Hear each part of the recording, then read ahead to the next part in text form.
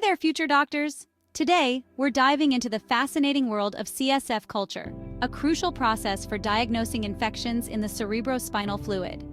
First off, let's talk about why we do a CSF culture. When routine examination results suggest an infection, culture becomes mandatory. Depending on the findings and the clinician's suspicion, we might also test for Mycobacterium tuberculosis or viral diseases. For these tests, we use the CSF in the third bottle collected during lumbar puncture. So, let's break down the CSF culture process, day by day. As soon as the CSF arrives in the lab, it's go time. If there's any delay in processing, the sample is kept at 37 degrees Celsius in an incubator, never in the refrigerator. The CSF is then cultured on chocolate agar for Neisseria meningitis, Streptococcus pneumoniae, and Haemophilus species, and McConkey agar for gram-negative bacilli.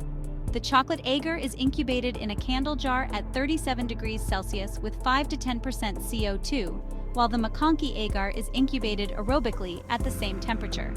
If tuberculosis meningitis is suspected, we also inoculate Lowenstein-Jensen medium.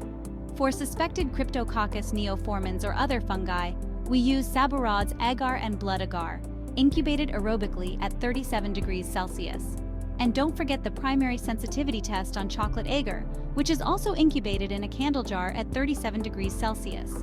The next day, we examine the plates. If we see any growth, we identify the organisms and test for antibiotic sensitivity.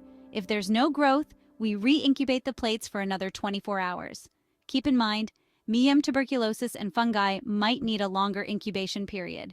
Finally, on day 2, we report the results of the identification and sensitivity tests. These results are crucial for determining the appropriate treatment for the patient. And there you have it, a 3-day journey through the CSF culture process.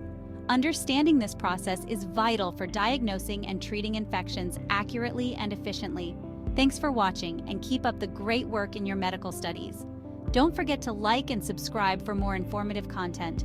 Stay curious, stay informed, and I'll see you in the next video.